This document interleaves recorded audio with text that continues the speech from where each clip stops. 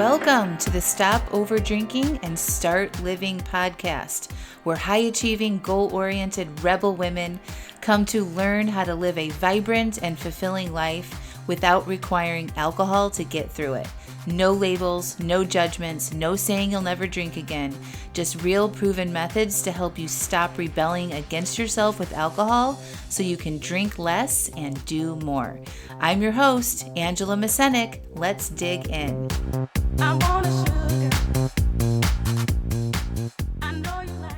Welcome to episode 249, a special guest interview with Kristi Coulter, author of Exit Interview and Nothing Good Can Come From This. Oh my gosh, you all are in for a very special treat. I'm going to keep this introduction short, but I am so excited about interviewing one of my favorite authors, Kristi Coulter. Kristi wrote one of my favorite drinking books called Nothing Good Can Come From This a few years ago. And she just released her latest memoir called Exit Interview, The Life and Death of My Ambitious Career. And she was an executive at Amazon for a while, and this is her report of her time at Amazon. And I'm super excited to interview her on the podcast today. I hope you enjoy. Welcome to the podcast, Kristi. I'm so excited to have you. Thank you for having me. I'm excited to be here. Yeah. So I have a whole list of questions. Audience, I thought I would just give you a little background on how I came to know Kristi. Kristi, one of my friends who actually I've been friends with since high school, shared your It's Anjali article with me. Is that how you pronounce it? Anjali is how I used to hear it. Okay. In the commercial. Yeah. French. Yeah. So she shared that article with me, I don't know, probably, I think in 2018. Was that when Probably it would have been, around then. Yeah, that's when I stopped drinking, and she thought I would find that interesting, and I'm like, oh my God, that is interesting. And I'm going to link all this up in the show notes for y'all that are listening too. But then you published your book, Nothing Good Can Come From This, and it's your I describe it as a book of essays around your relationship with alcohol. Is that how you would describe it? Yeah, that's, in fact, when we were packaging it, we called it like an essay collection about drinking and not drinking. So it's, exactly. Yeah. So that is one of my favorite books to recommend. And I just love the cover art. And if you're not, you're listening to it, but it's like literally like not even a little bit can come from this. Yeah. Like, so just, if you're not seeing this, it's a picture of a wine glass and there's like I don't know, what do you call that? A scale? It's kind of like, have you ever had wine like in the UK? Like in the UK, they often in bars have these little measures on there. Yeah, so it's like the side of a measuring cup, right? Yeah. So if it's like a 5-ounce pour, they give you exactly a 5-ounce pour. Yeah. And then you have the very bottom of it filled in with which looks like liquid, and then nothing good can come from this. And it's just such a good graphic representation. Book covers are notoriously hard to get right. And so I was braced because I've worked in publishing, and the first ideas came in and there were like 4 and they were all great. But that was the one that my editor, me, my husband, the friends I talked to, we all were like, that's the one. And they got it on the first try. It was, it just lands. It's just like, it just tells the whole story. Yeah. It really does. Yeah. I don't think I'll ever have it that easy again with the book cover. That was the easy one. Yeah. And then I actually took a writing class from you, I think through the Hay House on addiction. A few years ago. Yeah, I think it was during the pandemic, actually, in 2020. It was. That's right. And that was just a 1-session class, I think. Yes. Yeah, I'm teaching that now. Occasionally it's like a 4 to 6 session thing, and it's turning out. That was like my little trial run for like, is this anything? Yeah. And I love teaching my class. That was so good. I wrote about, I remember there were several writing prompts, but the one that stuck out the most in my mind was, I wrote about the tea that I drank every night when I stopped drinking. And I got so detailed. It was Harney and Sons decaf Paris tea. And I just really developed this very strong relationship with that tea. And like, I give that tea out to my clients now. Like, it's like when I smell that smell of that tea, it's like, it's just so loving and comforting and amazing. Like, it really helped me. Smell is like the sense that's most associated with memory, I guess. Like it unlocks neurologically all this stuff. And I also think that when we went, like, I know when I quit drinking, what I replaced it with was like very important to me. Like I was making these very elaborate mocktails at home. And now I don't care. It's like, do I have a Diet Coke? Great. Right, right. But it was like, that ritual. And tea is great because my husband's become a tea person in the last 2 years. And like, you can go down the rabbit hole. Oh my of tea. gosh, I know. It's kind of like, it's like a cult almost. I know, and honey. So like, I have this whole idea, like I have a subscription box. It's actually a stopover drinking support kit. So like, it's got a book, a journal, teas, non-alcoholic beverages, like all these nice little things in there. And I'm like, I could just have a tea and honey kit, like, and just like go through all that. Like that would be super fun.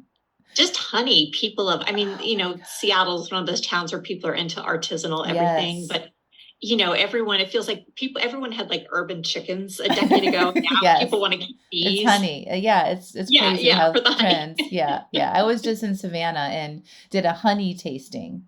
So anytime like there's a tasting, like something that would be like a wine tasting, I'm like, I can go to a bar and like taste honey or smell perfume or something else that's like so much way better. I did olive oil once. And it was really fun. And actually different olive oils are, they're pretty different from each other. They are. Same with honey. It was quite fun. I wondered about that. I actually was saying to my husband recently, like, we should do it. And he was like, oh, it was salt. I was like, we should do a tasting. And he was like, really? Should we do a salt you wrote a little bit about that in your latest book. You're like, you got into flaky salt. And I was like, yeah. And didn't you make your husband didn't you make him try that? I haven't yet. I guess I should just keep threatening him with it, I guess. I feel like that needs to be a whole story. People are so into like, oh, there's the pink Himalayan salt and the this and the this. And I'm like, are they really different? Like I would need an expert to tell me. Because to me, they're salt. Yeah, it's just salt. Cool. So anyway, I've been following you and reading all your things. And when you launched or pre-sold this, I bought a copy of it. And, you forget about it. It's like 6 months in advance or something that you buy a copy. And then it came and I was just super excited. And then I heard you did another podcast on another woman who coaches around drinking. I'm like, I'm going to ask. And then here you are. Yeah. Thank you. I'm glad you did. Yeah. So the book that is, I really want to kind of dive into is called Exit Interview. Obviously you know that, but it's titled The Life and Death of My Ambitious Career. And so I just wrote some, questions and want to dive into certain aspects. But I think the very, very beginning is really where I'm grabbed. I'm just like I feel a little bit of the ragey anger kind of start coming in chapter 4, which is titled Event in the History of Female Employment. And you did that timeline that you opened up that chapter with was profound because you have, you're a few years older than me, not much, but you've lived through some significant changes, abortion rights being there and then taken away, right? You were around, as a young child when female women got the right to open up their own credit cards and their own bank accounts. Like, how can this be in our lifetime?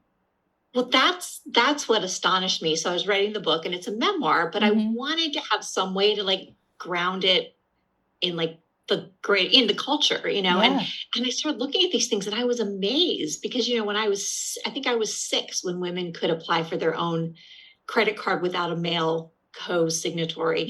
And I just thought, like, was this possible?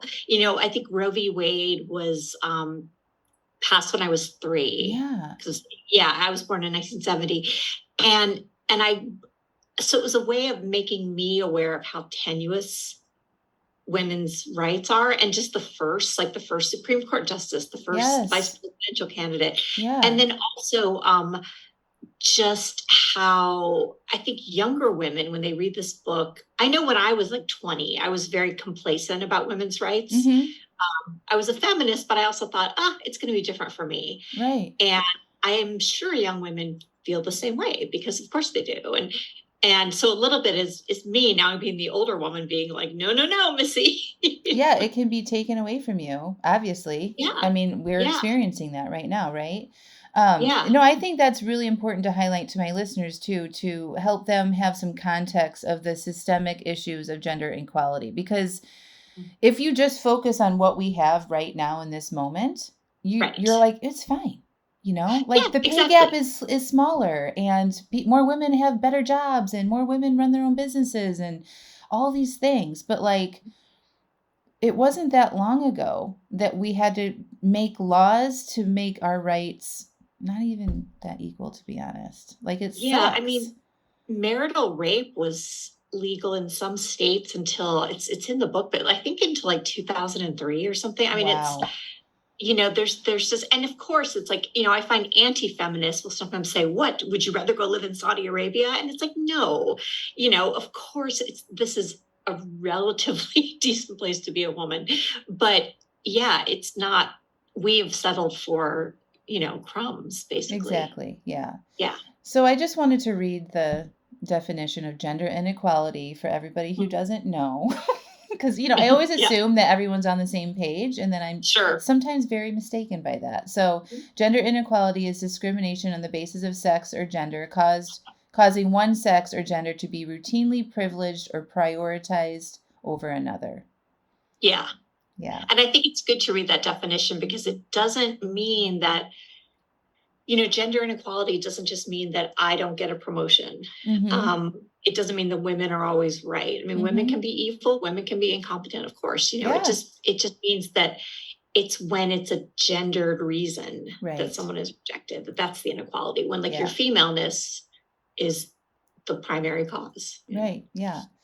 So, one of the other things that really called out when in that timeline was that you actually played a board game called Career Girls. And Yes. you said the job, so you explain the board game in your words. Yeah, so this is a board game. It actually predated me a little bit. I think we got it at a garage sale. And it's just a board game where you just move your little token around. And the idea is to figure out what your career is going to be. And there were 6 options, and they were like stewardess, nurse, teacher, actress, model, and ballerina. Mm-hmm. So Mm-hmm. those were the 6 options. And you would draw cards that would eliminate you or qualify you. And I think for like 4 of them, it said, oh, you're overweight, so you can't be like 4 of these Oh things. my God. And it was just the most bizarre thing. It was like, I'm playing this in the 70s. I knew I was kind of hate playing it the way people hate watch things. Yeah. But I also was enthralled by it.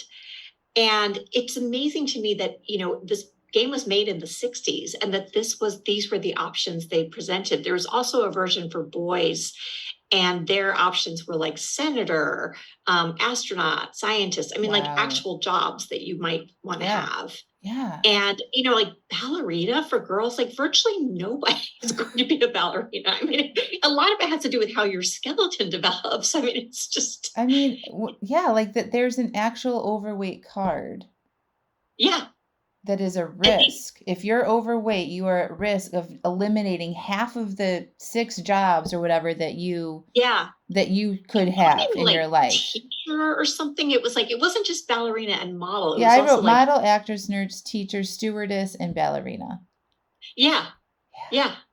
And it was, and it was just this really, or it's like you're unpleasant or and so you'd eventually land on this job. And so I was thinking about it when I was writing the book, and I just Googled it because I was like, am I remembering this correctly? Yeah. And yes, and I actually found one on eBay, and I ordered it. I Oh was my just, I have to God. have this. And so I own this game now, and it's awful. And they actually did do an updated version later, that was, like a little more, I think it's probably still not aspirational, but Right. less overtly sexist. Yeah. It's just the But conditioning that started for people. mhm. Like, did you know then like, it sounds like, like, that's not right. Something was wrong. Like that that, like, I grew up in a house where, like, my mom didn't work outside the house very much. Like, she had put my father through graduate school, but he was a professor, a tenured professor, and she stayed home. And so it wasn't like I had that living role model, but I definitely knew this was strange. Like, it was always assumed in my house that I was going to college. I think it was assumed that I was going to grad school. I think I would have gotten in trouble with my parents if I had not gone to grad school, and that I was going to have a job. Like, it was never, no one ever said anything about getting your MRS degree or we want you to get married and have babies as soon as possible. So I was clearly getting, the right messages in some way. So yeah, I do remember thinking, like, isn't there anything else? I mean, my father was a scientist and a professor. So that was my image of work in some ways, was what he did. Yeah. But just the whole overweight card is probably more mind-boggling to me than the career limitations, because I'm just like, I mean, that is just like, okay, so yeah, you are just really not qualified for shit unless you're skinny. Which is like the most important thing you could ever be, is just thin.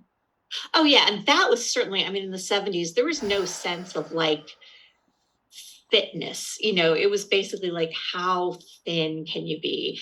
I was joking with my husband recently because we lift weights together, and I said, in the 80s, like, we would do the Jane Fonda workout, and there'd be a part where you get out the 2-pound weights and you do your bicep curls. And, Jane Fonda looked great, and she was fit. But I mean, it was always about, like, can you be fit but also be as tiny as possible? Yes. And it was, and I think I went on my first diet when I was like 11. Like, I was I put 8. myself. You were 8. Yeah, I was put on a diet by my parents when I was 8 years old, and I had to do Nancy Reagan workout videos before school. Do you remember that? It was on like live TV. That's amazing. Terrible. I wonder, do you listen to Maintenance Phase? No. It's one of my favorite podcasts. It's this woman, Aubrey Gordon, who used to write under the pseudonym Your Fat Friend. Okay. And she is a self-described fat woman. And then it's Michael Hobbs from You're Wrong About. And it's all about the diet industrial complex. So it's everything from real deep dives into, like, well, are carbs bad for you, to they have this series on celebrity workout programs. Wow. And I don't think they've done that one, but like, they did Angela Lansbury's diet and fitness book, which they honestly kind of loved. They were like, this one's really about living your best life and taking bubble baths and being sexy. But Angela Lansbury's, basically, her workout is kind of standing there in a sweater, kind of just lifting her arms a little bit. I remember I had a friend who in retrospect she was a ballet dancer. In retrospect, she was clearly anorexic, and she was on the Pritkin diet, which was this medical diet involving like no oil and no carbs. I mean, and I remember going on that. I was like, well, I'll go on that, because clearly and I was a fairly thin child, but it was all about how much more can you get rid of, It's just terrible. It's so terrible. Yeah. So anyway, I just wanted to highlight to our listeners that it just starts this systemic gender inequality, all body shaming, all this stuff starts so early and way before our time, and it all plays into what you get into in the book. I think Amazon was just like throwing gasoline on the fire of all of it. Exactly. Right? Because it was so many people in such a condensed thing and it grows so fast that it just really highlighted all of the issues. Oh yeah. It all starts when you're really young, and it plays into what you believe you deserve and what you believe you can do. And the other really big shocker of that, it's actually none of it shocking when I was reading it. It just ignited this sleepy rage that I think I had inside of me, which whenever I read this shit, I'm like, it sucks. But anyway, I'm sorry that you had to go through all of that, first of all, and then rewrite that. But thank you for doing that as well. You're welcome. I mean, in the end, I'm glad I did it. Yeah. So you wrote about this time when you were assaulted in 6th grade. By a boy who pushed you up against the wall and put his hand down your pants, and then you went to report him, and the first thing they fucking asked you is if you had a hall pass. And I, at that age, I was furious. Like, I certainly knew enough to know that was not the question you ask someone who's just been, I wouldn't have known the phrase sexually assaulted, but we would have said felt up in like 1981. Right. And yeah, they said, did you, because I had gone to my locker, gone to the restroom or something. And it was like, well, what was she doing wrong? Let's figure that out first. Yeah, that's exactly what I write. It's more conditioning that when it's our fault when things go wrong. I mean, that's what I received from a very young age. You don't like something, you speak up. How is that your fault? Exactly. And I feel like that is the thread too that came through with Amazon, of that whole, whatever that term was, about how you have to be self-reflective. Oh yeah, vocally self-critical. Yeah. And then if you are, though, then it's like, well, you're too vocally self-critical. There's no right amount to be. No. Yeah. It's just, like, the whole, if women get raped or sexually assaulted as an adult too, it's like, well, what was she wearing? Or how was she out late at night? Was she alone? It's like, those are the wrong questions. Yeah, they're not relevant. And then we also say, well, why did she take so long to come forward for women who don't come forward? And because of this shit. Because you are blamed. Exactly. Yeah. Because you have to go through the ringer to make anybody hear you. And it's not fair. And there's one cause I really follow is so there's like something like hundreds of thousands of untested rape kits sitting in police locker rooms around America. So when a woman does report, it takes like 4 to 6 hours to collect evidence from her body. Yeah. On a day when she's already been raped. Exactly. So people do all this work and all this painstaking collection. And then a lot of police departments, they don't process the DNA until they have a suspect. So they're losing, and there's Mariska Hargitay from Law and Order has this foundation now that is fighting to change this. Wow. And they found that when they actually just process the fucking DNA, it actually, guess what, leads them to rape suspects. Wow. Because people don't tend to, it's a relatively small number of men doing a lot of the raping. And so, a woman comes forward, does everything right. And then here in Seattle, there was a girl who was raped at 12. It took them 12 years to process that DNA. And then they caught her rapist, and he had raped like 10 other people in the intervening decade and committed, a ton of other crimes, property crimes, violent crimes. And I just thought, what about all the suffering that could have been avoided if this child could have, been respected? Right. So, yeah, that's a tangent, but no, thank you. I think it's an important thing to discuss, because it's just, the theme here is like, we're just not listened to and we're not heard, and that has real impact on our society and our health. It really does. And we have the means to fix it. I mean, there are a lot of states are now passing laws that you have to process these DNA samples within a year or something. And things are starting to move, and there's all this data showing that it catches criminals. Like it works. But it's understandable to me that somebody might just say, well, why bother reporting when nothing's going to happen? Exactly. Yeah. Okay. Well, you wrote in chapter 10, I'm calling it To Be a Woman in the Workplace essay, but you called it professional help. Oh, yes. And that's, I think people are comparing it to the Barbie speech and things like that. But I didn't know if you would be willing to read that for us. Sure. Let me just actually, I think I have it on my phone. You know what? I'm going to grab a copy of my own book. Yay. Yeah. Did you want me to read the first one? Yeah, the first one. On page 97. Sure. Okay. Yeah. So this is chapter 10, professional help. By day, I learn Amazon. And at night, I seek out articles and listicles and TED Talks on femaling in the business world, just in case there are tips or hacks or something that could help me do it better. This is how I know I should lean forward in my chair far enough to show warmth, but not cleavage, but also sit with my shoulder blades against the chair back and my feet on the floor. That I should stand with my hands on my hips, but never cross my arms. Make eye contact for at least 2 seconds, but never more than 5. Look at a man's forehead and eyes, aka the business triangle, but never his nose or mouth, the social triangle.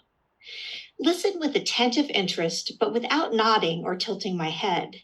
Speak naturally, but never end on an upswing. Speak assertively, but don't interrupt.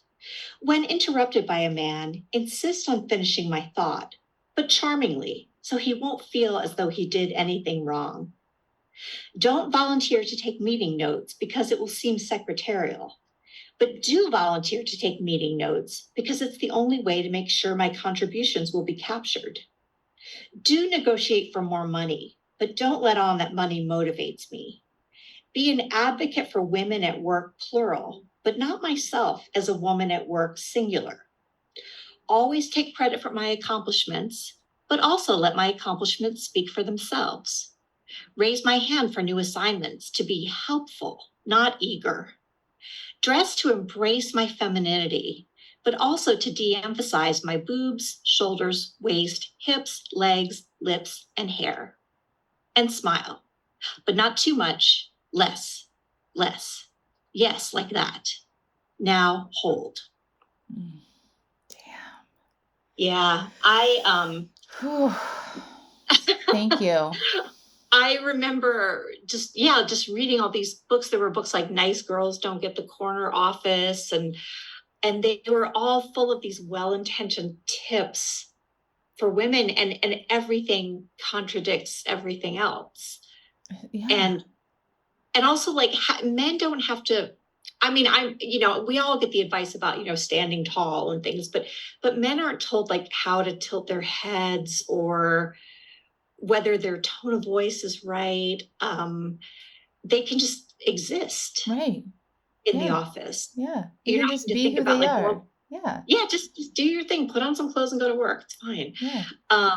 And I started to think, and I find it kind of funny, this idea of like don't look at a man's nose and mouth, like what? Yeah. And I've had men read the book and say women are getting this advice. Like, this is crazy. Women are getting this advice. Well, it's not. Sometimes it's not even just like it's not so explicit either. I mean, we're conditioned to have these thoughts and these rules, right? Oh yeah. Yeah, it's just insane that you have to be a robot, Yeah. And it's still never enough. It's just never enough. Right. You can act, you can do all those things, and it's still like, but you didn't do it that way, and you're screwed. Right. You did something wrong. And I go on in the book, there's 2 more iterations of this chapter where the original text is crossed out and replaced with, because it's reflection of me getting to be like, wait a minute, you're not going to win. So you can just give up. You don't have to play by these rules because they're not going to save you. Yeah. Well, thank you for reading that. I think it was very good. And it could be a standalone thing, but I think it's exactly where it is in the book is perfect because you go in with all the history and like this background information, and then you show up at Amazon and play all these things. And and it's interesting too, because Amazon is, a very informal workplace in its way. And I imagine for women in professions like banking or law, where people are still wearing suits. I mean, Amazon's the kind of place where like, you would see men in skirts. I mean, it's just anything goes. The dress code is literally wear clothes. Like that's it. It's 2 words. And yet these things still play out. Right. So I like that wouldn't be okay for you, right? To just wear whatever the fuck you wanted, right? You couldn't show up in a tube top in a leadership position, right? No. My spangled tube top. It was funny. I used to always notice that like the women were just always more dressed up than the guys. I mean, it's a jeans workplace, but the women would be in like jeans, dark jeans and a cute blazer and, heels and the men, I mean, especially the young developers, I mean, they sit in cubes all day, but they would like literally be in pajamas sometimes. Yeah. And I thought, this just would not, for a woman trying to be a leader, like that just would not fly. There'd be no rule she'd broken, but it would just be like, that's, must not be you must not take this too seriously. Must not care too much, right? Right. Does she value herself? Does she care about herself? It would have looked very, very strange. So I'd be in these meetings with senior executives, and there'd be 20 people in the room, 3 women, 17 men. And the men would just kind of all be in, like, they had their button down and their dad jeans on. And I was like, and the women are always beautiful. And it was like, the women they're just done. They just look amazing. And it was just interesting that it was always that way, that the women clearly felt they had to make that extra effort. And of course, this is the kind of environment we were all making enough money that, if you wanted to do fillers and injectables and things like that, like, the cash was there. Right. And it was interesting to be like, why do the women look so much better than the men? Like, always. And but when you're unaware of these types of things in the workforce, I mean, it sounds like you're very aware, right? Like you're smelling the system as you're, like, in there and feeling this out and experiencing it. But for women who aren't, what's that like for them to just, like, I have to play this role, and, like, they give themselves all these rules that they have to do and to keep up and all the pressure that stands. You know what I mean? It can be exhausting. I've actually had some of the women who were in those rooms write to me and say, I love the book. I felt like I was reading my own experience. Thank you. And what I've told them is, these were women who I, idolized. Like, I would look at them and think, oh, she has got it all figured out. This is who I want to be. And it's just fascinating to realize that, I don't think anybody had it figured out. And I actually think that's true. I've heard from a lot of men from Amazon who've said, obviously the gender stuff I can't experience, but otherwise I feel like you described my life. And I'm like, oh, so maybe nobody had it figured out. I feel like in corporate environments is like, we just pretend a lot and pretend, tape things together, pretend some more, right? Make some shit, have some success. Go drink. And then we're like, how did that happen? Well, I've thought a lot about imposter syndrome in my life. And I've come around to the idea that I don't know that overcoming it is a realistic goal for me. But acting in spite of it has gotten me places. Like, I've always been like, well, once I get over my imposter syndrome, I'll do X, Y, and Z. And then eventually you're like, okay, well, I'm 53 now. I'm like, how much longer are you going to wait? Right. Maybe you should just do the thing while having imposter syndrome. Yeah. Cause at some point, like, to learn and to grow and to expand, like, you don't know what you're doing, but you have to, like, that's how we learn, right? It's like, you have to be willing to try, and then you learn something, and then you get a little bit more experience, but literally I feel like we're all imposters, Yeah. And I think that's actually, it's such an important point. I mean, when Amazon's really supportive of people changing roles. And so I went into entirely new industries while I was there, publishing and grocery. I didn't know a thing. I mean, you just don't, but you can, what I tell people is you can learn a lot of that. Like, you couldn't just pop into, like, dentistry. Right. No. That's a hard skill. Yes. Right. Where you could actually really hurt someone. But, a lot of those things it's vocabulary and patterns that you learn. If you're a good critical thinker and you're smart and you know how to ask good questions, like, you can learn a lot more than you think, but you do have to allow yourself to be, a dummy, right? It's a luxury. You get to ask the dumb questions when you're new. But I do think that in some ways, I mean, I knew men at Amazon who were very powerful. These are like multi-millionaires who have confessed to me, like, I don't know what I'm doing half the time. Like, I'm terrified. I'm about to make a huge mistake. And it's very humanizing to be like, oh. That's what I feel about parenting. I can imagine, right? No one knows. Because you've never done it before. Literally, like, every step of the way is new. I've got 3 kids, 14, 12, and 10. Oh, wow. And I'm like, literally every day I'm like, all right, let's put our pants on here and, like, figure this one out. Cause I don't know. I have nobody leading the way that how we parent now versus when I was a kid to, like, be a model, like, who I can reference back 20 years ago. Be like, how did you handle your, your teenager who is non-gendered and changing their name and dealing with bullying at school? How do you do that? Right? No. You have to figure it out on the fly. It is amazing. I live a block from a high school. And so we have teenagers parking on our street all day, which is like, oh.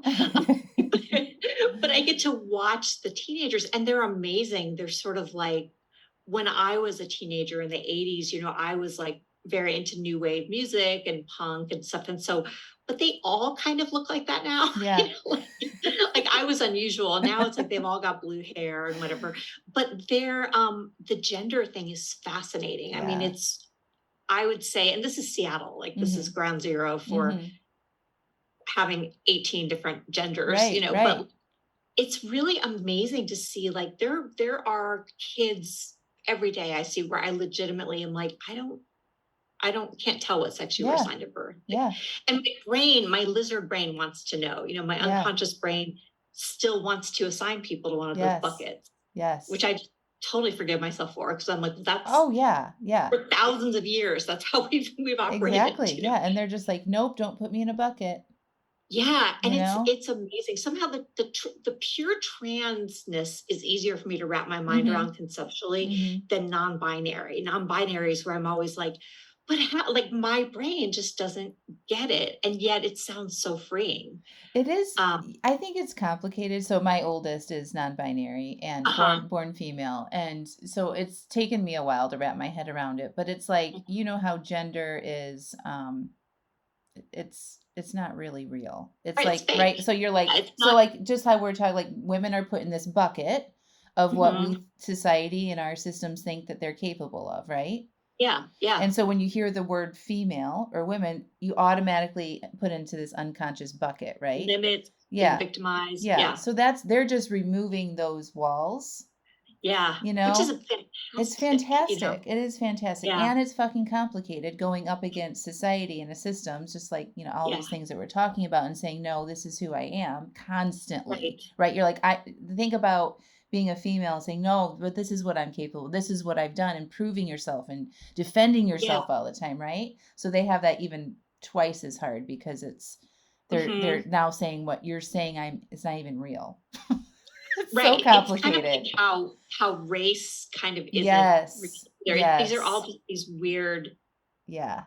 It's just very strange, and gender is such a construct. And in my generation, it was all about saying, no, girls can do these things. Right. Girls can be athletes. Yeah. But now it's just sort of saying like, but what if girl is not a thing? Right. Yeah.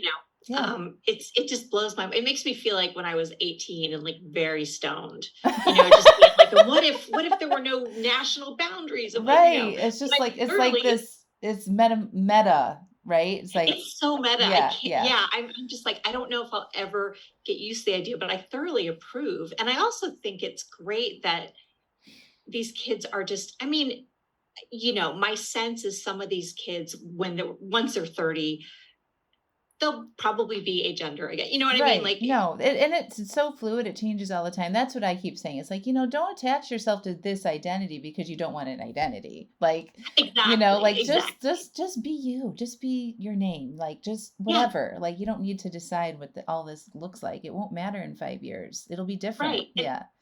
You'll keep changing, and you're never going to stop changing. Yeah. People, I think when I was that age, I thought by the time you were 30, you were set in stone. And that's kind of one thing that led me to overdrink, I think, is that I really felt like, oh, well, this is me now. Like there's nothing else. And like, that's ridiculous. I hope to live, healthfully into my 90s, and I imagine I'll still be changing. I talk to my clients a lot about that. It's like we have goals in these pursuits in our lives of like, the traditional way of like, you go to college, you get a job, you might have a family, you buy a house, but then like once you meet all those things, it's like you're fucking 25, 30 years old, right? Yeah. And then it's like, now what? And you have decades and decades left. And so you don't pursue anything or any more growth after that. And then we get stagnant, right? And then we get overworked and burn out and drink and escape and all the stuff. And I think for women who are mothers, at least anecdotally, it seems too that then when you have the empty nest, it can be a lot because this focus is suddenly not there. And sometimes you're like meeting your husband again for the first time. Yeah. You don't know who you are because you've been caretaking and working and schlepping for years and years. And then now all of a sudden it's like, okay, now what? Like, and you don't even know what you like to do besides drink wine. Right. Exactly. Which is always for you. Right. Yeah. It's really scary. Yeah. Well, the other thing I wanted to touch on was the book, when Mitch, and I don't even know if this, I assume that these are all not their names. Oh yeah, I gave them all fake names. Yeah. Except for Jeff Bezos, because that would have just been weird to give him a fake name. Jeff Bezos. Oh yeah. Yeah. Like, people know who that is. Yeah, yeah. When you're going in there and he's asking you questions, and he says you're stupid. Yeah. Yeah. Yeah. So for listeners, I had presented a proposal, a huge proposal that had gone very well with other executives, and we presented it to this guy, and he just was like, well, this is stupid and you're stupid. And it's the only time anyone at work has ever just called me stupid. Yeah. And it was such a shock to me. There's a way to get, like, Amazon is a very direct place. You can get very blunt feedback, but and that can be hard, but there's ways to do it that are still respectful of someone's humanity.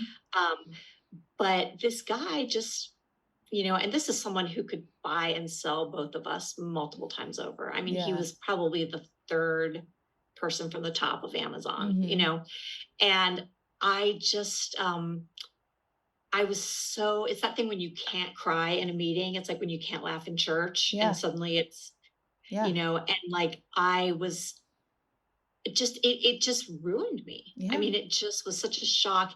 And at the same time, I was so furious. I think my anger has always kind of saved me, because I didn't think for a moment that I was a stupid person. Right.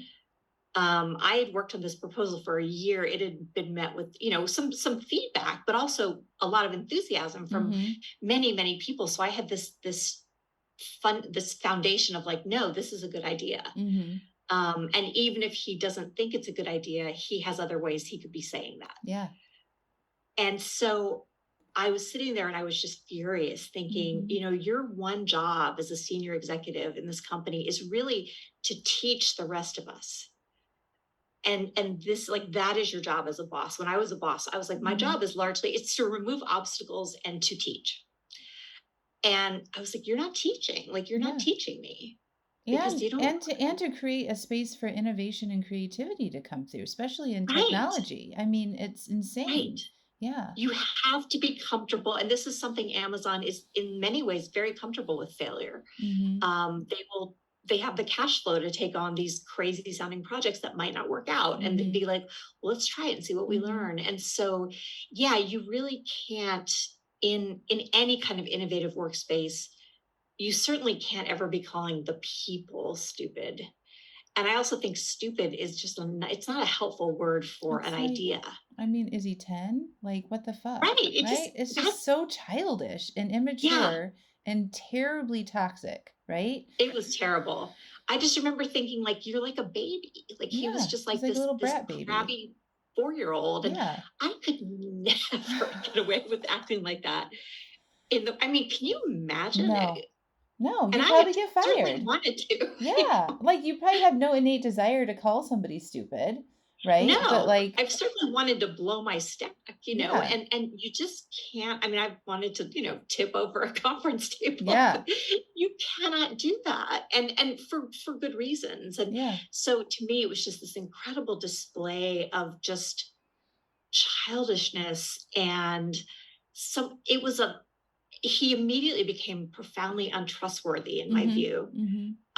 Not just because it was directed at me, but because I thought this is someone who can't control his impatience or his emotions. And a lot of people said to me, well, did he ever apologize? No.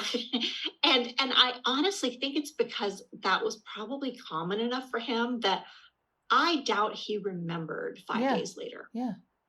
I mean, I ran into him at a happy hour a couple of months after that, and he greeted me, oh, hi, how are you? And we had a little chit chat. And I remember thinking, like, does he remember? And I thought, I bet he doesn't remember. No, because it didn't feel the same way for him as it did for you, right? No. Yeah.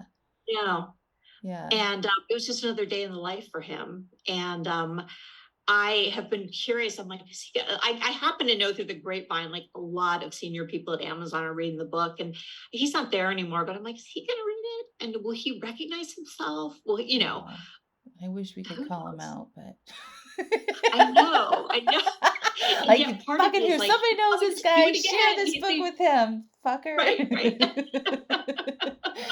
But so like we talked about this before we started recording, but when you got hired at Amazon, part of the interview Mm. process was you had to be self-reflective. Is that tell me what the term of that was? Yeah, Amazon, so they have these leadership principles that they Mhm. actually do live by. Mhm. And one of them is they value people who are vocally self-critical. Mhm. And it basically means when you make a mistake, you sort of say so, and Mhm. you think about where you could be stronger, and Mhm. you don't hide problems. And I Mhm. think it's actually in balance, it's actually a great thing. Mhm. I've seen so many workplaces where everyone's just covering their ass all the time, Mhm. and that's no good. But it's very interesting because I had shaky self esteem and was imposter syndrome. So being vocally self critical has never been a problem for me. Yeah. And I was actually told on multiple performance reviews that I was, if anything, too vocally self Mhm. critical, that I was too willing to follow my sword and blame myself for things. And I Mhm. always thought that was really fair feedback, Mhm. that I just didn't know how to act on. It was very hard for me to change, even though I was like, you're absolutely right. Mhm. I think part of it is women are Well, socialized. that's what I wanna say. It's like it's almost like it was weaponized against you guys. Yeah. Like it's Yeah. it's in on its own, it sounds, yeah, we should all how do we learn and grow if we can't own our shit, right? Right.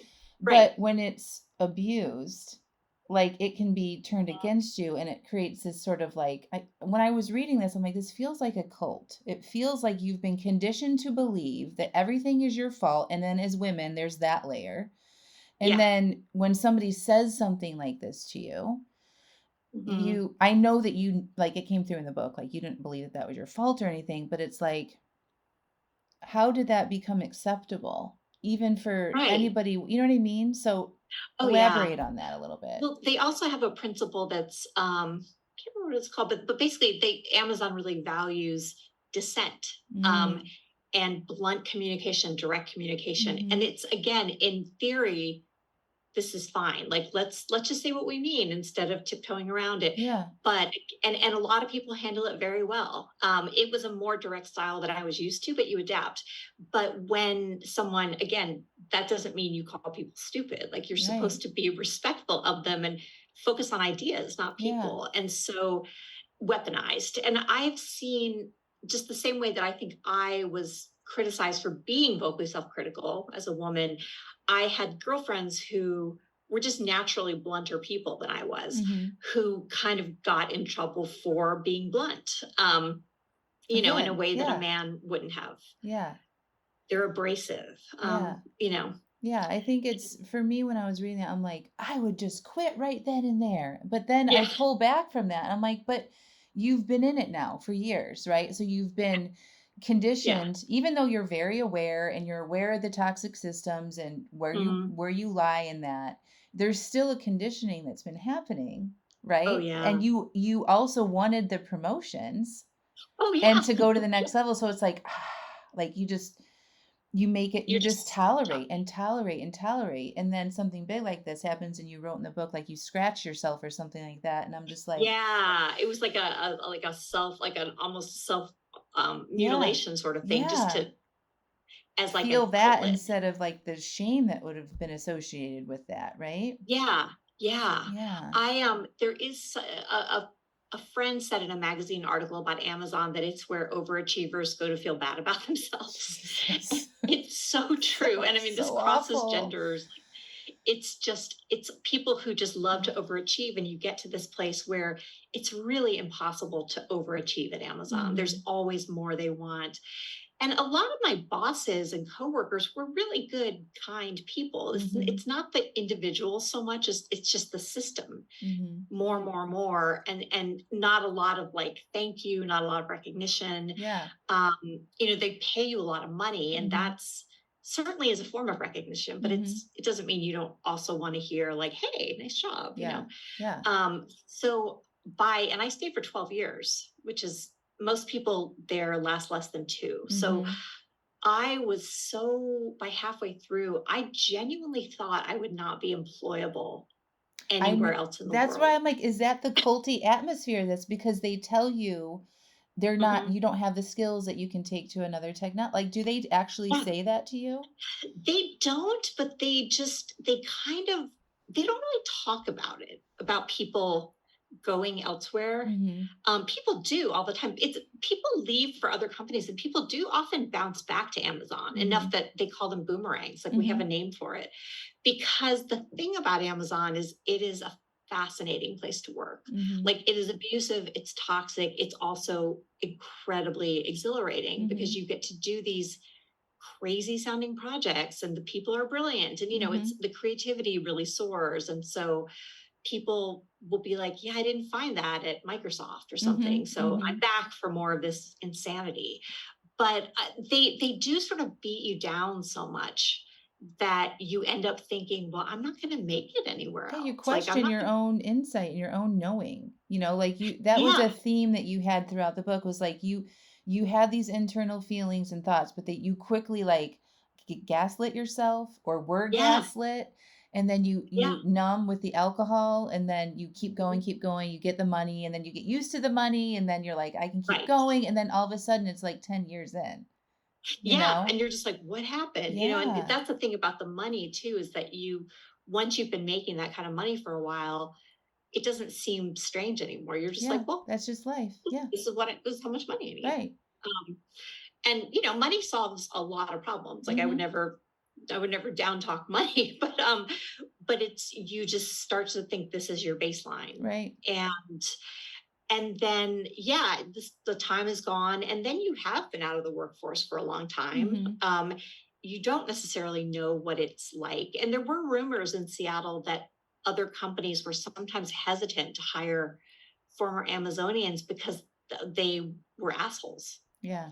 um, they come like, and I think this is a very male kind of product manager who would leave Amazon, go to Nordstrom or Starbucks, and come in like a bull in a china shop, wanting Mhm. to change everything. So Mhm. I remember talking to some headhunters at one point, and I would always have to find the right way to insert into the conversation. By the way, Mhm.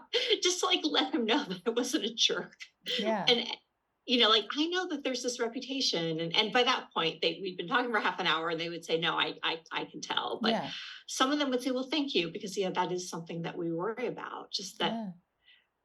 these alpha males would come barging in and be arrogant. Yeah, because they're never told like that they can't behave that way, Right, Yeah. like somebody needed to be like, no, Yeah. get How off are the you on corner. time, by the way?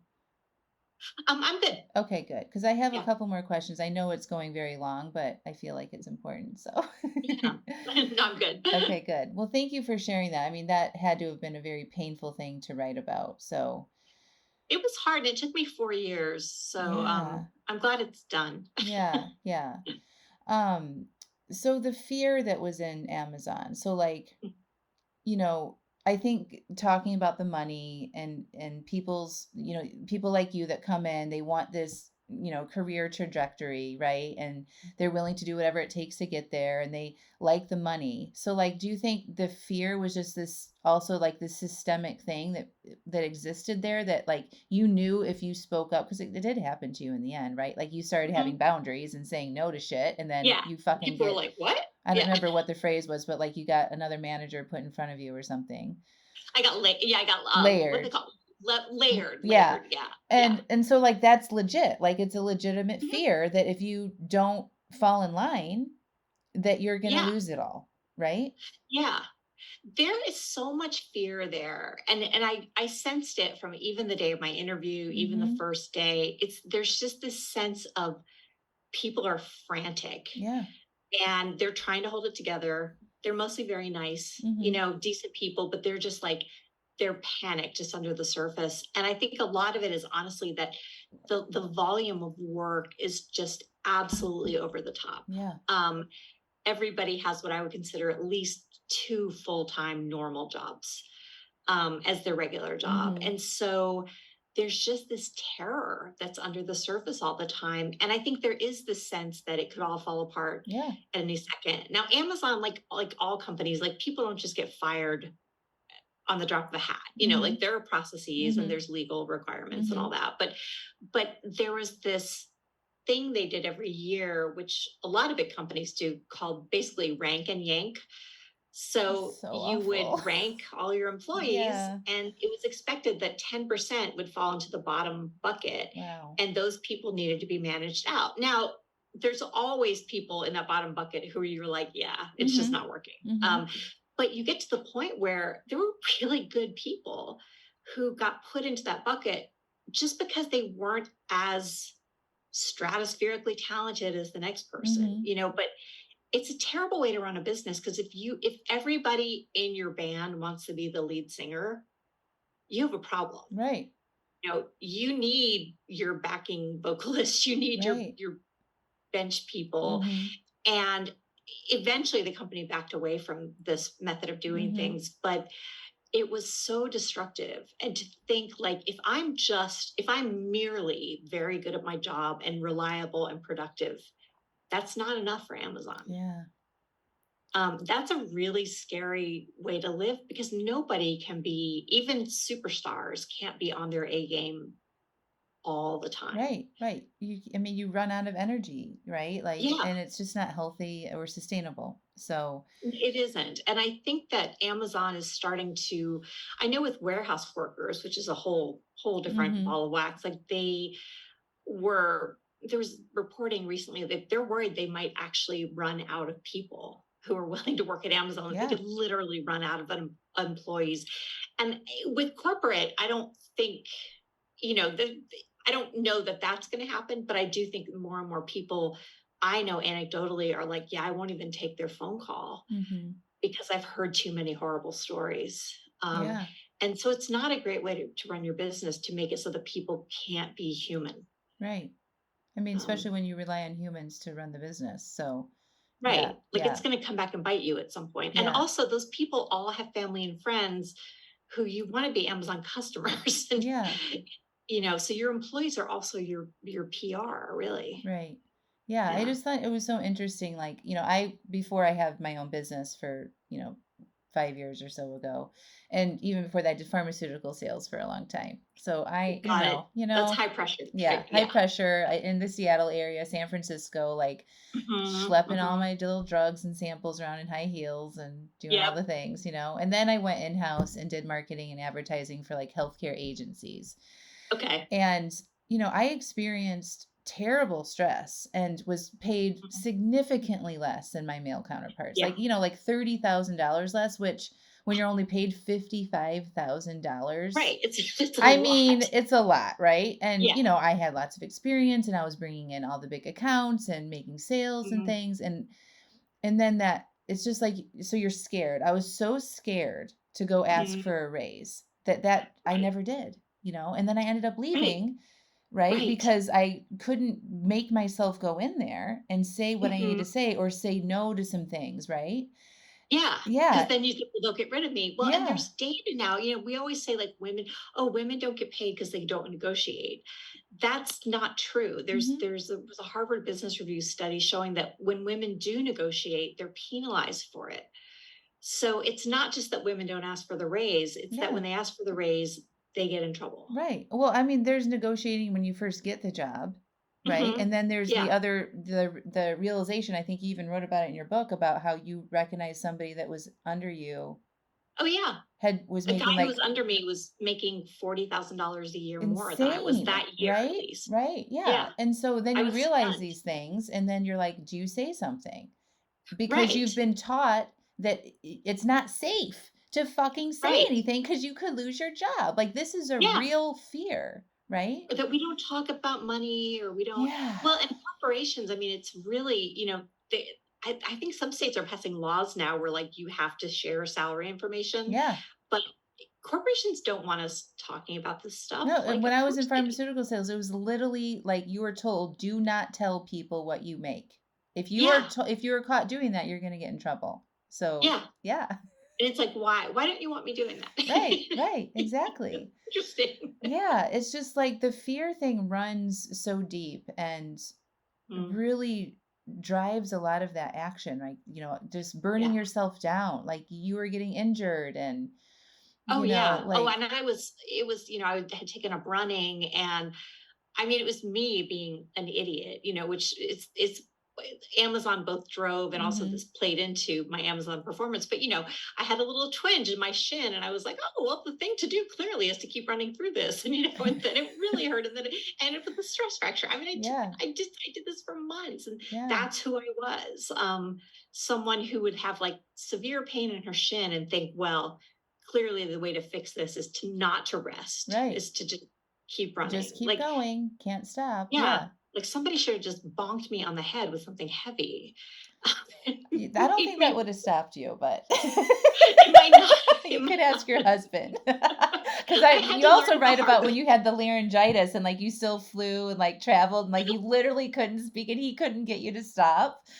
Yeah, I went to a gala at like the New York Museum of Natural History with like Nobel Prize winners.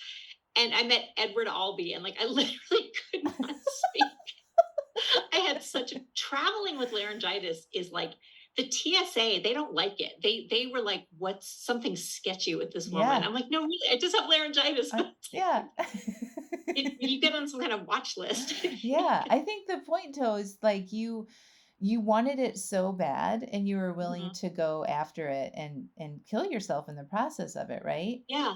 Well, and I didn't want to show any weakness. Like I thought, no, what a strong Amazon person would do is go to this gala anyway, even though she is so sick that she can't speak. And it was laryngitis from a stomach flu, by the way, which I had not known could happen. Wow. So, I mean, I was weak. I hadn't eaten in days. But I just thought, no, it'll be appreciated if you do this anyway. And I think, the system does this, but also I did that to myself. Like nobody at Amazon would have thought less of me for a moment. If I had said, I've had a hideous stomach flu, I have laryngitis, I can't go to this gala. I can't put that on the system. Like that would have been like, well, of course she can't go. You know, but I wouldn't say no. But I mean, I think they play into each other, like, it's something in you that you believed, right, or conditioned to believe that you needed to do whatever it took to get there, like, were you naturally born with that drive? It's interesting. I wonder sometimes if I was, and I do think I was born with some drive. But I also, I think growing up in the 70s and 80s, the message for girls was you can get what boys and men have as long as you're even better than they are. And so, which is not true. You're still not going to get what they have. Right. So I just set my mind to it that I just have to be better and more on top of things and more competent than they are. And so I think from, relatively early childhood, I just decided that's who I would be. And, I had no recognition that there were systemic inequalities. Right. Just individual men that I had to be better than. It's hard. It's hard to face up to that and like see it for what it is. It's like, was it like, because I have a big drive too, and I can, similar to you, like wanted to climb and climb and climb, and even running my own business, like I have to like really watch that, otherwise I can really burn myself out. But I just wonder, like, is it because I have something to prove, or because I was told that I couldn't?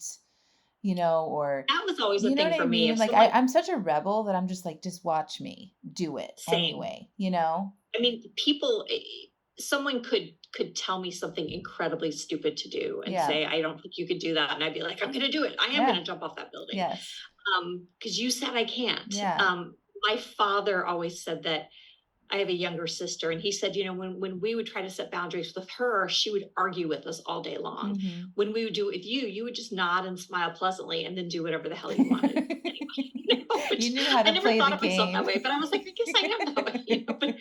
But I am, and I think ambition is a great thing. I mean, I think that a lot of great advances in the world probably happened because somebody had something to prove. Penicillin, maybe it was like, I need to prove this. Right. But it's when you don't know why. And what happened to me, I think, was like, I was so ambitious and I no longer knew why. And that's when it starts to become, like burnout or just senseless. Like, like, what are you doing this for? that's the question. Because I think female ambition, which we tend to trash, it gets trashed a lot, is a wonderful thing. Like, I want to know women who are like, I want to change the world. I want to do big things. Yeah. Yeah, it's just interesting. Like, at what part does our conditioning play into it, or our inherent drive as a unique individual? And it's like we don't know. I don't really think we could ever really know, like, what it is. Yeah. I mean, my father was extremely driven. Like, he had 2 PhDs, and he was, a workaholic probably. But I also got this lesson from him that work could be a passion. That it could be something that really engaged you intellectually, that you loved. And so I am so thankful for that. Yeah. It was never like, well, you got to have some kind of job. Yeah. It was like, no, it's something that you're great at and everything. So, and then I know I was an obsessive, like, A student, like, really terrified of failure. And I don't know where it came from. Yeah. It's probably buried hundreds of years in, like, my family history. Yeah, it could be like an ancestral thing. Yeah. It was Civil War or something happened, in Alabama where my family lived. And now we all feel like we have to, I don't know. Yeah. For me, I was the first female to go to college, so I didn't have that influence at all. And so I'm like, how did I even get here? I mean, like, my life now looks just completely different than anything that anybody ever expected, Yeah. And so I'm just like, it's just so interesting, like where people go and what drives them, and learning about conditioning and our systems and all the different obstacles that people have to overcome. Yeah. One thing for me, it's funny when you said that, it made me realize, so my dad's side of the family, everybody he and his brothers all have PhDs in the sciences, and they've all spent their entire career mostly in academia, but in hard sciences. And I have 2 English degrees. Almost all my cousins became scientists. So there is this part of me, I think, that wanted to prove that, yes, I may have gone and just read books for 8 years, but I too can, I can make a living, and I can be great at things. And so I think there was something in me. No one ever tried to shame me for not being a scientist. I think it was pretty clear early on that I did not have that. That's not my skill set. Well, in the book you write, like, oh, your dad would make comments like, I'm not going to support a struggling writer or something like that. And you're like, you entered the essay contest or things, and you like start making money, like, at a young age. And you're like, doesn't seem that hard. I was like, this is easy, because I was stupid. But I was like, this is great. I got $20 from B'nai B'rith for this thing, But my dad would always say, well, I'm not going to support you. And I'm actually really proud that, like, my parents, once I was through school, like, they did a couple nice things. Like, my dad gave us some stock to help us with the down payment on a house, but, like, I never had to have help paying my rent. I always just got it done. And that's always, I'm like, that was hard. Like, you were you had 2 English degrees, and you somehow earned a living, not as a writer, mind you, but I just took work. And I do think I felt like I had something to prove. And at Amazon, I didn't have an MBA like a lot of people. And I think also, I mean, you don't really need one. I mean, it can be nice if you're young and you want to go into business, sure, but it's like, you don't really need an MBA.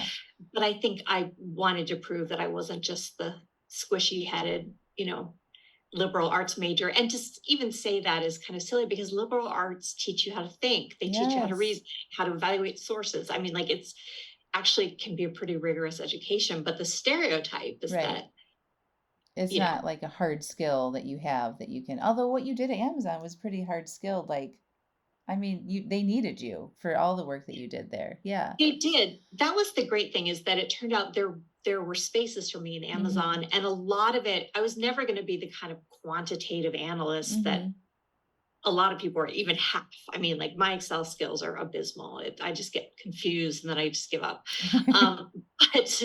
But I had this judgment, the ability to measure things, to kind of judge things that couldn't really be measured. And that, anytime you're running like a website with words and images and things on it, that's really important. And that was a rare skill set at Amazon, people who could measure things that you can't necessarily count. Yeah. So I was smart enough to realize, oh, here's a gap in the system. And it makes me a little bit weird, but it also means I'll always have a job here as long as I want it, you know? And I always tell young women, like, think about those places where, you know, you can make your own path sometimes. I wrote some of my own job descriptions at Amazon. If you're willing to do that, and your career history will look sort of strange, but it's a way to make your career work for you versus instead of putting yourself in these weird little slots. The times I had normal sounding jobs were like the times that I was least happy and that I achieved the least, you know. Interesting. Yeah. Yeah. That's cool. I'm going to make my own. Yes. So, we talked about, I think you didn't talk about drinking a lot, but we can touch on it because you've got this whole other amazing book that everybody should also buy. Right. But I think what was interesting to me is, like, you know, you mentioned it, you know, pretty far into your career in Amazon, you very openly recognize, like, I'm thinking about alcohol a lot. You know, I recognize I have a job that makes me want to drink. Like, I think after you stopped drinking, you really got clear on that. I drank for like half my Amazon career and I was sober for the second half. Like, it ended up being this perfect little A/B test. And when I quit, I quit for a lot of reasons, but I kept telling myself, oh, if I quit, I'll nail this job. I was in a particular role that was just impossible. And like 6 months later, I was like, it's not just me. Like, this job is undoable and I'm not the right person for it. And it was like it was a great moment of clarity that sobriety allowed me to have, to realize not only do I hate this job, but also I'm not the right person for this job. Like, I had to be humble and realize that I was never going to be great at the job. And that I ended up, you know, finding a new role at Amazon and transferring. But like, that was hard to do. It was hard to say, because that felt like failure. Yeah. And I think without being sober, I don't think I would have been able to say, well, if it looks like failure, okay, that's fine. Yeah. Like, you're going to be happier and you're going to stay sober. Like, because that's what it came down to, is if you stay in this job, staying sober is just going to be such a white knuckle experience. Right. Yeah. Because it sucks. Yes. And if you would have kept drinking through that, what do you think would have happened? Certainly this book wouldn't be here, right? Well, no, the book wouldn't be here. It'd probably still be at Amazon. You know, I think I was the kind of drinker. It wasn't like I was going to suddenly land in the hospital, but my ambition was shrinking and shrinking. Like, my world was becoming just worry about work and worry about drinking, and then work and drinking. I mean, those were the four components. And I don't know. It's hard to imagine. It's been 10 years since I've had a drink. So when I was done, I was done. That was it. Yeah. But I had no ambition. I think I'd still be defining myself by a particular job I was in at the moment, desperate for the next one, the next level, and I wouldn't be writing, which is the only thing I really wanted to do since I was 4 years old. You know, I wanted to write, and I took 12 years away from writing. Yeah. And it was only when I got sober that I came back to it. So good. That's the closest thing I have to a purpose in life, where I feel it in my bones. And I would not be fulfilling my purpose, because writing takes stamina. And as a drinker, I did not have stamina. Yeah. Well, I think alcohol steals your desire, right? Yeah. All of your desire goes towards that, fulfilling the need to drink, right? And so we only have a limited amount of this beautiful thing of desire, ambition, whatever, right? Right. And there's so many hours in the day. There's only so much energy. Yeah. And I would worry about it so much. I mean, I really did. I was Googling the phrase "tired of thinking about drinking." Yeah. Because I wanted to find a way to stop thinking about drinking. And I did that for like 6 months before I thought, you know, one way would be to stop drinking. Yeah. Didn't you say that you tried stopping thinking about drinking, but you didn't stop the drinking? So you just like ignored the thinking about it. Totally. Like, let me try this. Like, well, I'll just stop. You know, if I can just stop worrying about the drinking, I need to get over my anxiety about the drinking. And it's like, it just kept not working. Right. And eventually I was like, well, if I stop drinking, that I wouldn't have to be anxious about drinking. Yeah. And I was like, well, that's a terrible idea. It's clearly not going to work. And, I got to that some point. I couldn't say why it was the day it was, when I thought, okay, I give. Like, I cry uncle. Yeah. But I always thought, once I get ahead of my anxiety, I'll quit drinking. Mm-hmm. And what I found was that I had to quit drinking to get ahead of my anxiety. Yeah, because it's like throwing gasoline on the fire. Yeah. And I didn't understand that. Mm-hmm. I didn't ever really think. I had read the stuff about the physiological complications of alcohol, and I somehow didn't think they applied to me personally. Mm. It's like I was special. My body worked differently than other people's body. Yeah. Which I think is classic alcoholic thinking, Yeah, I think it's just like, when I didn't know any of this shit when I was still drinking. You know what I mean? Like, it wasn't until I stopped and started working on my shit that I learned all this stuff, right? Mm-hmm, so I wouldn't even be able to tell you that I was drinking from my anxiety. Like, I didn't even have that language to attach to it. What I thought was like, I just need to take the edge off of this. It's too much. I can't handle it all. That's what I thought. Right. I didn't know that I was medicating myself to take the edge of the anxiety off, right? Yeah. So I think it's hard to see that. Like, when somebody would say, yo, it's like throwing your gas, you're like, what? That doesn't even make sense. Yeah, like, what does that mean? No. Yeah. I started to develop that language, I think, just because I tortured myself with drinking for so long. That I started to, like, I was reading things and starting to understand. And then it was just a matter of, am I actually going to stop? Yeah. Because it just seemed like an unfathomable loss. And it was a loss. It was a loss. Yeah. Yeah.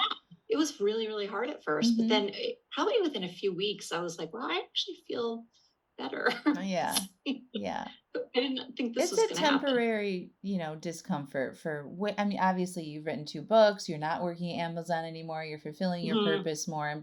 You probably are less stressed, I would imagine. Yeah. I mean, I'm stressed over different things, I still have anxiety issues. I think I always have my whole life. Like, it's not like I became a different person, but but I have the sense of myself that I never did before. And I feel much more free. I have a lot more fun. Yeah, I love that. Yeah, I didn't expect that. I thought it would just be a life of, like, I don't know, I pictured like Marmee in Little Women, that I would just be very virtuous. And I love Marmee, but like, she's very upright. I thought that would be me, and I would just learn to like it. And like, no, I'm not like that at all. Yeah. I could stand to be more like her, probably. Yeah, that's awesome. Yeah, I think it's, I mean, my goal, because I always considered myself a fun person, when I was drinking. And I thought people that didn't drink weren't fun. Like, really, I thought that was the truth, like the law, like, that seriously, like, people that don't drink are not fun. I'm not friends with them. Who are they? Yeah. Yeah. And so when I made it my mission to just be fun and not drink, and so I'm like, I have way more adventures and fun now. Oh yeah. You can actually take like calculated risks now and do silly things that you couldn't do if you were drinking. Yeah. And when I quit, I was still working at Amazon, which is a very boozy workplace. But so I would go to these happy hours, and I would just find myself on the edges of the crowd. And it turns out there's like a lot of people who don't drink in the world. And they're fun, turns out. Yeah, and they're fun. At Amazon, there were a lot of people in the tech side from India, who grew up Muslim sometimes and just had literally never had a drink in their lives. And or people, there are a lot of Mormons at Amazon. Yeah. Because Utah is kind of near Seattle. Who knows why? But I'd be like, oh, and it turns out like they were just fun people. And it had never occurred to me that there were people who just don't drink. Yeah. I was like, you either drink or you're in recovery because something terrible happened. The idea that you just might not drink had never occurred to me. And there were Asian people who said, oh yeah, if I drink, there's this flushing condition that a lot of Asian people get, it's where like they turn like really hot and red. Yeah. Like, I just can't because it's horrible. And I was like, and it was very humbling to realize that, like, there's this whole world there that I was just ignoring. Yeah. Same. People I could talk to. Yeah. Yeah, it was good. I was like, oh, so do you think that you always had this underlying issue with alcohol, or do you feel like the toxic workplace at Amazon really did that to you? I think it was always there. I remember reading Drinking a Love Story came out when I was probably 24, 25. and I read it. It's a beautiful book. And I remember thinking like, oh, I identify with this very strongly. When she would write about, always monitoring the level of wine in the bottle and wishing other people would drink faster so she could refill her glass. I was like, ding, ding, ding. And then I just put that aside for another, almost 15 years. I definitely always had it. My parents, I didn't realize this was strange until like 5 years ago, but my parents drank every night. Okay. They were quiet drinkers. It wasn't like some sort of like party house. So I didn't make the connection. And I was 5 years sober before I was like, drinking every night is not really normal. Yeah, the same with me. So my parents would be classified as alcoholics. They still drink heavily. And that's how I grew up. And it wasn't great, when I was a kid. Yeah. And I didn't realize until like 3 years after I stopped drinking that influenced my drinking. Isn't that wild? Right. And I'm like, oh, like that's the conditioning. Again, like this conditioning, like I was implicitly taught that this is what you do. This is how you handle stress. This is, you deserve it after a long day. You're not hurting anybody if you're drinking at home, and people who aren't drink are boring, and they need to have a drink to loosen up, and all the things. Like I learned that from a very young age. Yeah. Yeah. And same. It was like, well, at night we watched TV and my father would have his Southern Comfort. My mother would have her wine with ice in it. It was the 70s. And somehow I didn't associate that with problem drinking, because it was just what I knew. Yeah. And, my mom was one of those moms who was like, well, I'd rather have you drinking at home than out. So she would buy beer for me and my friends when we were, when I was a teenager, and she was the cool mom. And, it's not that any of it's her fault. Like, I think this would have happened no matter what. But yeah, my messages about alcohol were definitely that it's just a part of your day. Yeah. It's just what you do. Yeah. And, but Amazon definitely, I think, like pouring gasoline on the fire. Yeah. That kind of stress, and also just being in a place where there was booze everywhere. Like people would just keep a bottle of like scotch on their desks, and at 6 they'd have a belt of scotch, and then they get back to work. Yeah. That certainly didn't help. That it seemed glamorous, and I also I got really into wine. That was my drink of choice. Yeah. And wine, like, you can fool yourself with wine. Absolutely. It's pretty. Like, well, it's an art. Yeah. You get into it. You get the wine club memberships. And you go wine tasting and all that bullshit. It's like, and like, it is an art. Like, I get that, but I was definitely drinking to get drunk, and I had myself convinced that no, I want to understand these different subtleties, and you can do that with scotch. I mean, almost any liquor. Like, I went to a tequila bar in Mexico once. It had like 125 tequilas. Like, wow. Anything. It can become like the thing that you're going to become obsessive about. So that, and it's considered like a high achieving, fancy person thing to do. I mean, it's almost like someone once said to me, if a woman of color had written about drinking the way that you did, nobody would think it was cute. The way that you went to fancy bars and fancy wine tastings, and you had this like high paying job. And I was like, no, you're absolutely right. Like, it would be, especially someone who wasn't in that economic class, like it would be seen as embarrassing or shameful or something. Yeah. Or just replace it with, whiskey, right? Right. Like whiskey during the day and at brunch and at night. And for all the reasons, it's like whiskey. It's like, people would question that. Vodka. Yeah. But, or and even smoking pot, like 8 times a day or something. Yeah. It's just no longer cute and sexy, and like, I thought it was feminist, to be like, I can drink like a man. Absolutely. That was for me too. It was like it was being attractive for the opposite sex. Right. So like there's so many fucking layers to it, but like I didn't realize any of this either until later, of course. But it's like, I put this identity on myself, to make me look cooler. Girl. Cooler, sophisticated, sexy, all this shit. And it's such bullshit. Yeah. It's like in the 90s when the cigar, everybody was doing whiskey and cigars. And so it was this thing to be like, a woman who smokes cigars made you cool. Yeah. And it's like, ew, I still, like, thank God I was like no, I'm going to pass. That's gross. But, or I drink martinis because I can drink like a man. And when I read and then saw Gone Girl, like that cool girl monologue really spoke to me. I was like, that is who I've been my entire life. Yeah. Been trying to be the cool girl who can be like a man and put up with men's shit and just never be bothered by it because I'm a cool girl. Yeah. And I'm like, no, I'm not a cool girl. Yeah. And I don't want to be that cool girl anymore. No, like she's I actually not that cool. Yank myself out of it. I still catch myself doing it, but I was like, no, it's no good. Like that, I think that's like one of the great moments in literature in like the last, 20 years, honestly, because it spoke to so many people and like woke so many women up. Yeah. When I heard the monologue in Barbie, I was kind of like, oh my God, it's like the cool girl monologue all over again. Yeah. It's good. Yeah. Well, those are my biggest talking points I had. I know that we went really long, but thank you. And I just got to tell you that your ending scene, so as you're writing the ending scene to the book and you're like going for the run and you have all the people coming out and then you're like, and I didn't tell him what Prince song I was listening. I'm like, what is it? And it was like, Get Off and then Pussy Control. And I'm like, yes, yes.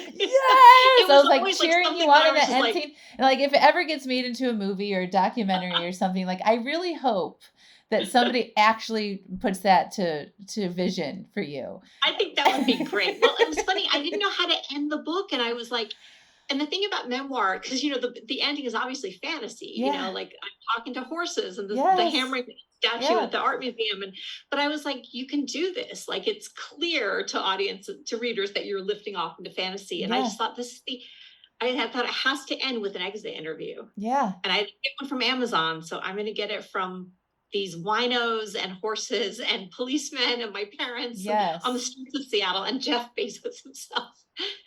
And like that guy, like I would always be listening to just some song that I was like, I can't tell him the name of this song. I'm so It was never like Raspberry Beret. It was always just like Cream. Yeah, exactly. I was just like, no. Prince is my all-time freaking favorite. He was my like get out of my marriage or like my one free pass always. Yeah. Oh yeah.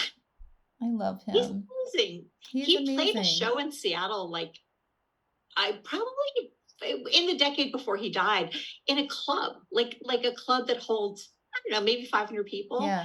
Of course, I was not cool enough to know about it in advance, so I didn't go. But I guess he just kind of riffed the whole time. Like he didn't play any hits or anything. Yeah. Well, I saw him in Seattle. It was probably in like 2008 or 2007. It was so good. He's so amazing. When he died, it was like, I remember that was a day when like even at Amazon, like work just kind of stopped. Yeah. Like everybody was just like, because we were shocked. Yeah, it was terrible. I was like, it just came out of.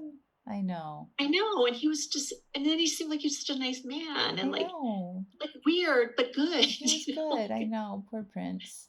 Yeah. I'm so glad he got his time in it too. Like he got a good ending in there too. And the book was amazing. And thank you for writing it. And thank you for coming in here and talking about it. And everybody should read it. And yes. Are you doing any book tours or anything? Have you done any book tours or have anything planned? I have done a little bit. Physical book tours don't sell books the way they used to.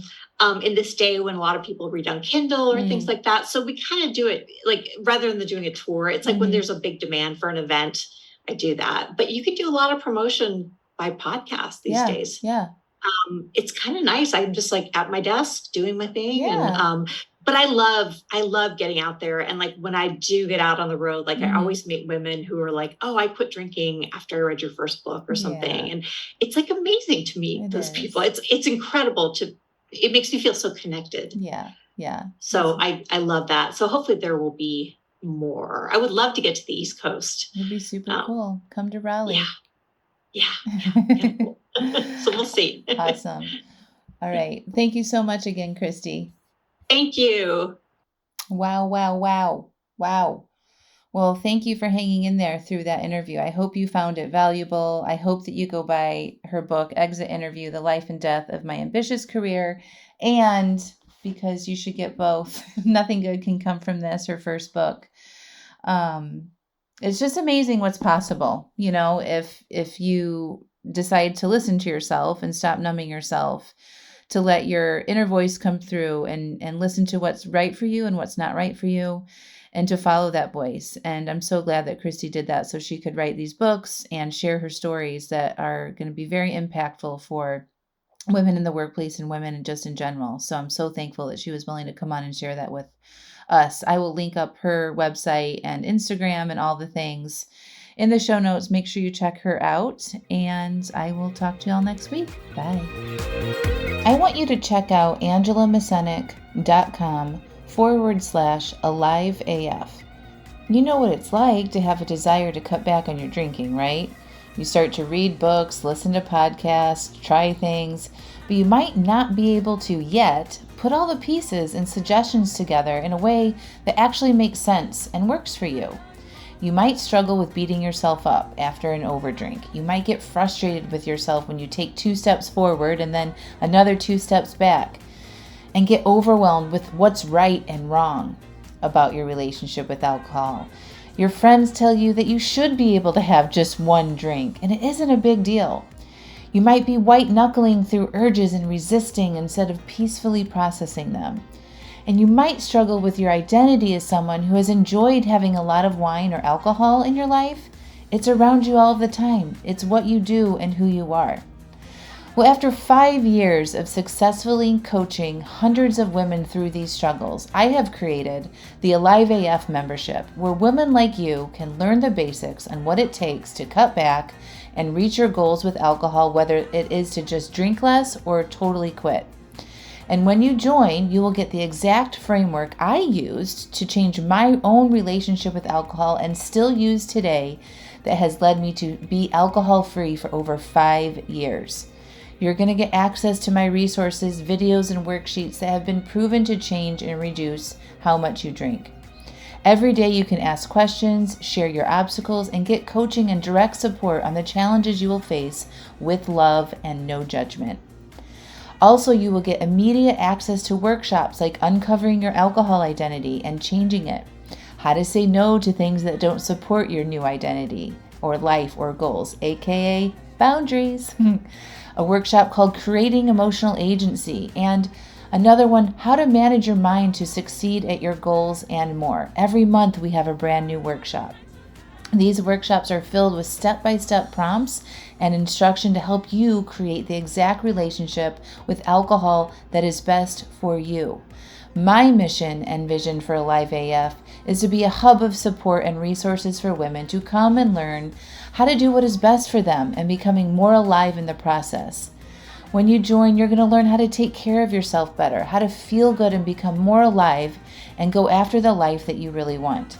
I want this membership to be affordable and an easy solution where you can get all the help you need in one simple place whenever you need it. So, no need to go read another book, find a new podcast, attend a free webinar, or go down the path of piecemealing it all together. Join Alive AF and have it all there in one place for you anytime you need it. So, go to angelamascenik.com/AliveAF, and enrollment is open right now. See you inside.